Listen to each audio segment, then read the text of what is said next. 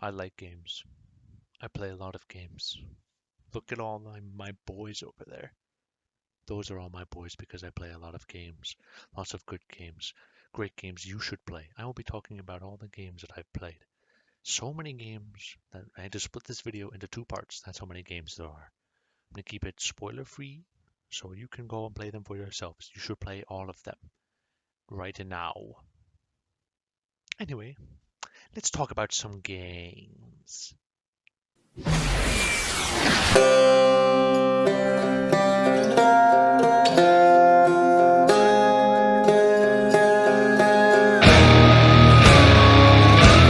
A roguelike is defined as going through procedurally generated levels to reach the end of a dungeon or whatnot. And if you die, you go all the way back to the beginning. There's tons of great ones out there, like Risk of Rain 2, Dead Cells, Enter the Gungeon, but the only one I'm mentioning on this list is Hades, because that's the only one I've actually played. Well, actually, I do have about 5 hours in Risk of Rain 2, but not a whole lot. Anyway, if you like your games to have just infinite content, then this is the one for you, because there is so much stuff to do. Like, sure, there's getting to the end and beating the final boss, but there's characters to talk to, more challenges to conquer, and things to see in the world of the underground. And I swear, these people have dialogue for literally everything. Like, I'm over 50 hours in this game, and I'm still seeing an almost entirely new dialogue, which is crazy. It helps also that fighting your way out of the underworld is just so much fun, with all these different weapons at your disposal. Pick the spear, it's the best one. You also pick up power-ups along the way that can change how you play, and of course, you get to listen to some great-ass music. Like all great roguelikes, no two runs are the same, and even after the credits roll, there's still so much to do that you'll be here for hours. And can't wait for the sequel. It's gonna be awesome. Oh, and you can pet Cerberus. Any game where you can pet the dog is a good one.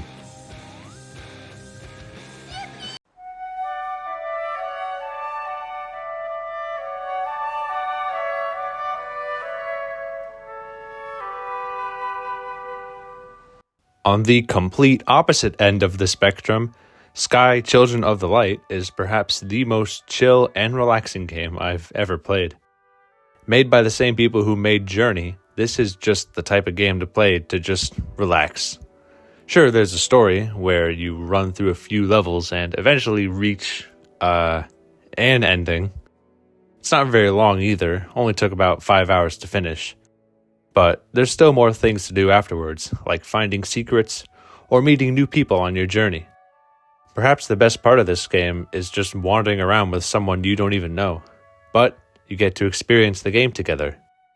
I know this type of game isn't for everyone, but it's at least worth checking out. Plus, it helps that it's free and coming to PC soon. And you can even play a bunch of cool little instruments, like look at this, wowee!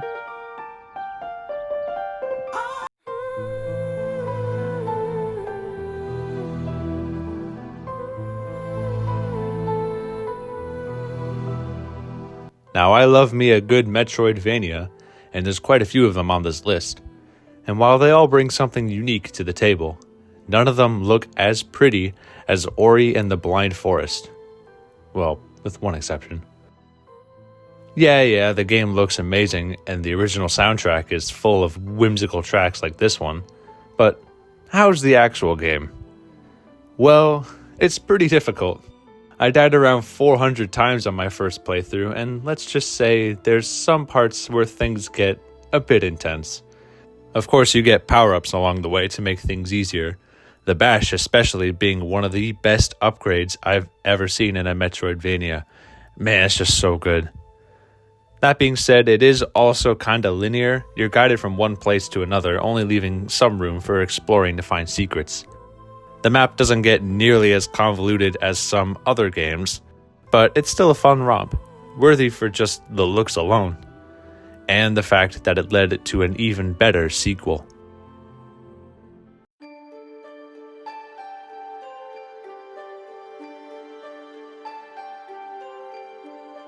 This is one of the best games I have ever played, hands down. Somehow, some way, they took everything from the first game and made it better. It looks absolutely stunning. The combat is better as you actually get weapons to use instead of this little pea shooter. And the game is less linear, meaning you can actually explore where you want. And oh my god, the music! God damn. Gareth Coker absolutely cooked with this original soundtrack. Definitely in my top 5 video game soundtracks for sure. I wouldn't say it's as hard as the first one, though there are still some tough spots, and the final boss can get a little bit crazy. But with more tools at your disposal, there's more ways you can approach the situation to conquer it. There's also actual side quests now, like rebuilding this village, or this trading quest, or that one. If you know, you know. The story, oh man, it'll tug at your heartstrings. In fact, it's one of the very few games to ever make me cry. God damn, that ending, bro. The only thing I'll say negatively about it is just don't get the Switch version. It's the one I played, and while it is a miracle that this game can even run on Switch, it still stutters quite a lot, and even crashed a couple times. Get it on Xbox or PC for a better experience. But if you are at all interested in Metroidvanias or even just good platformers, this game is an absolute must-buy. And yet, it's still not my favorite Metroidvania, because that goes to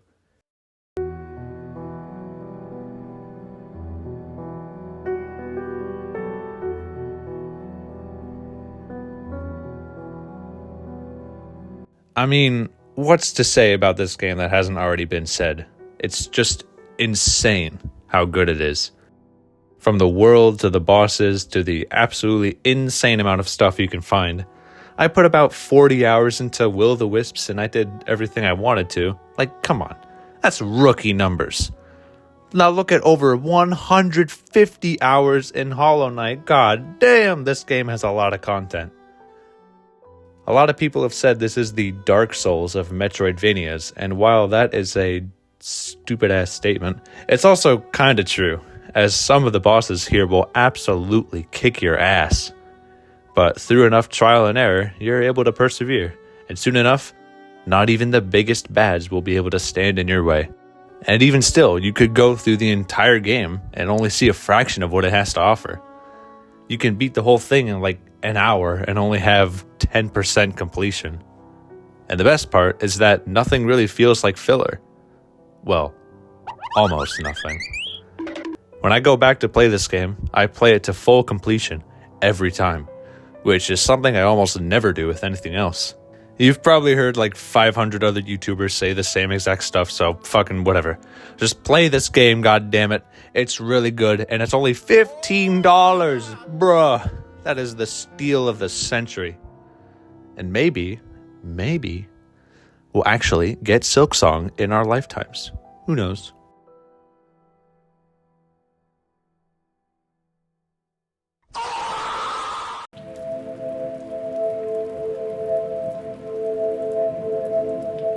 Now, funny story, when I played this game for the first time, it was brutal. I died a lot, and I didn't know where to go, and eventually I got stuck in some dark-ass area with no way out. I was frustrated, I lost my patience, and I put the game down. I'm sure a lot of people who've played this game have had this same experience, because Rain World is an unforgiving game. You are a little baby slug cat bitch. And the entire point is that you are small and insignificant in the larger world. You are at the bottom of the food chain, and it's up to you to find a way to survive in this harsh world. There is a story to follow and an ending to find, but the real joy of this game is just running around and seeing what happens. Other creatures have AI that is just so insane that no two run-throughs of the same place will ever be the same. You will die, and you will die a lot, but if you're able to get past the tough stuff, you'll find a game that's truly unlike anything else. That's what I realized, as now I'm pretty much obsessed with this game. Out of all of them on this list, this is the one I've played the most, with about 60 hours in the base game. And then they put out a DLC that has 5 more campaigns, 70 challenges, an expedition mode that basically turns the game into a roguelike, a safari mode, co-op. What? Yeah, with almost 300 total hours, I can safely say that this game is hella worth it. And now they're making another DLC. Oh my god! And one last thing. James Primate, Lydia Esrig, and everyone else who did the Downpour OST all fucking cooked, baby. Another great soundtrack. If you've noticed in my previous videos, I use a lot of Rain World music. And well, it's just that good. Fuck it, here's my top 5 video game OSTs so far. Here's the list. It will be updated throughout the rest of the video, so enjoy.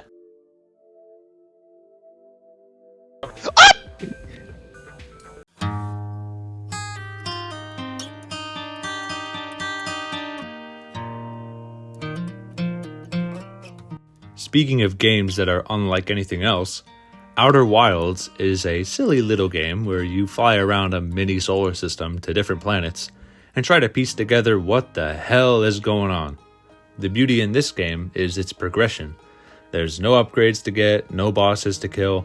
It's all based on knowledge. You go somewhere, you learn something new, and use that to do something else, and so on and so on. Hell, if you knew what you were doing, you could beat the whole game in 20 minutes. Because of that, I can't really say much else, as literally knowing anything about the game can be considered a spoiler. So, it's best to go in completely blind. Trust me, you're in for an incredible ride. Oh, and another great soundtrack from Andrew Pralo. Putting that one on the list.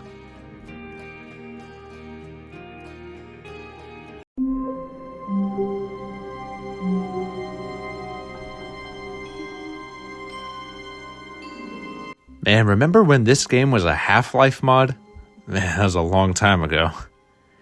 Anyway, if you're in the mood for existential comedy involving a narrator that talks to you constantly, then this is the game for you. It's simple enough. You'll walk through some doors, do some things, follow what the narrator says, and that's it. But the beauty of the Stanley Parable is the element of choice. You could choose, at any point, to go somewhere else and do your own thing. And how the narrator reacts can lead to some of the best moments in this game. Seriously, shoutouts to Kevin Brighting, the voice you'll hear throughout the entire game. He is by far the best part. And with the new Ultra Deluxe content, there's a whole bunch of endings to find. Really, it's just if you're willing to look for them. I think what we need right now is a bit of music to lighten the mood.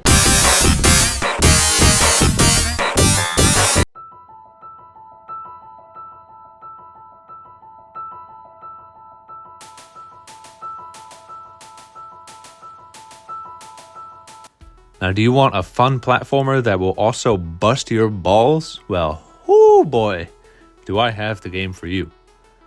Celeste seems like a simple enough game, just jumping and dashing through levels. That seems easy, right?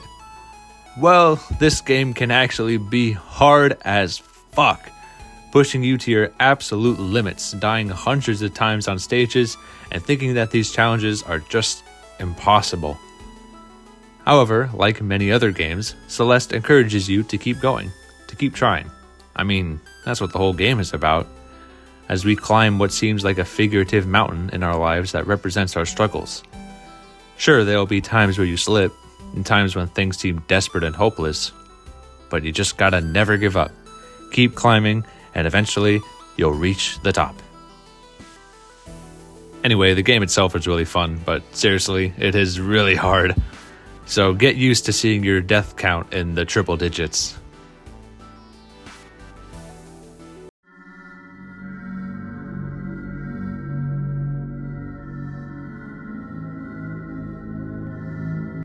During my brief stint with RPG Maker games, I came across this little one, where you run around a seemingly desolate world in an effort to return the sun. Which is a light bulb, for some reason. You play as Nico. Or, more accurately, you play alongside Nico, as this game uses breaking the fourth wall to a masterful degree, making it really feel like Nico is a real person, not a cat. a person. Sure, there's some puzzles to solve and people to meet, and the game itself isn't very long, but the journey is very worth it. If anything, just to experience Nico's story. And yep, I cried at this one too. A goddamn RPG Maker game made me cry. What's more to say, man? It's only $10. Just fucking play it already.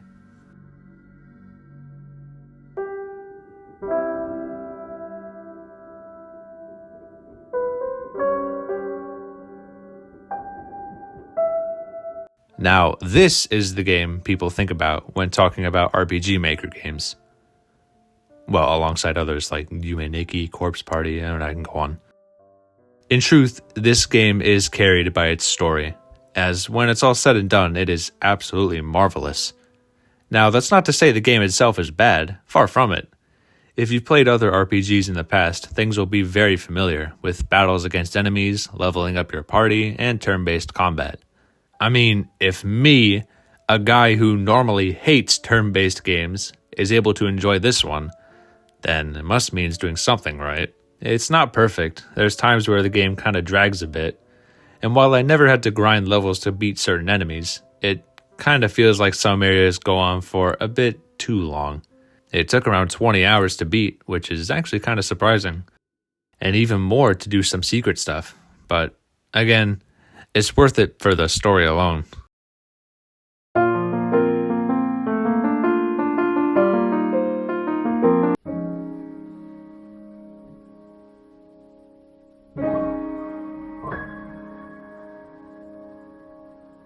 Let me just say, this game has probably the best pixel art I've ever seen. Like, god damn, this shit looks amazing. Anyway, Hyper Light Drifter is a game that's kinda open-ended. You have 4 places to go and bosses to fight. The combat is really fun, especially when you get the dash upgraded, as well as swinging your sword and shooting your gun. You're free to tackle the game's challenges however you see fit, but throughout it all, there's this overwhelming sense of melancholy. I would 100% classify this as a vibe game, where you can just sit and listen to the beautiful music. There is a story, though it's told with no dialogue, and it is a little confusing. But just being able to go through these amazingly crafted worlds with exciting combat and tough but fair bosses make the experience a great one. Also, damn, the final track, Panacea, might be one of my favorite songs from anything ever. Like, it's that good. Unfortunately, I'm ranking the OSTs as a whole, so this game doesn't quite make the list. But that song alone is worthy of praise.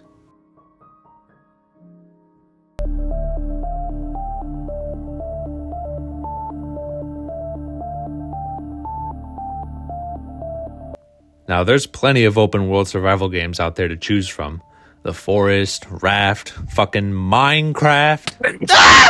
But none of them have hit quite as well as Subnautica. Uniquely, this game takes place almost entirely underwater, as you're met with this massive undersea landscape to explore. You can build your own base, brave the unknown as you descend deeper and deeper, and uncover the mysteries of this game's story. I'll say this game can be absolutely terrifying at times, just looking down and seeing nothing below you and hearing the distant roars of who knows what. There were definitely moments where I was shitting myself playing this game. However, it can also be mesmerizing as well, as you get to take in the beauty of this planet and all the creatures that inhabit it. Sure, it's got a little jank to it, but when it comes to survival games, this is one of the best.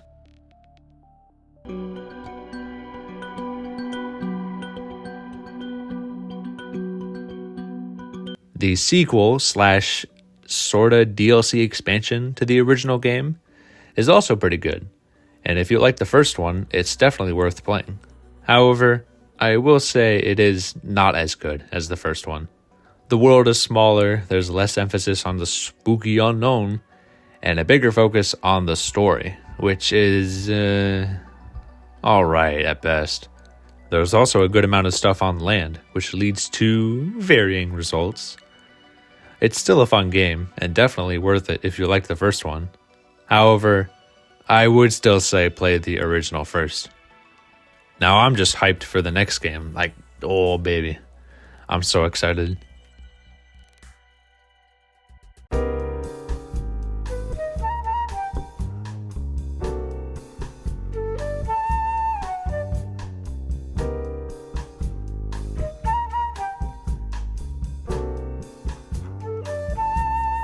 Watch it!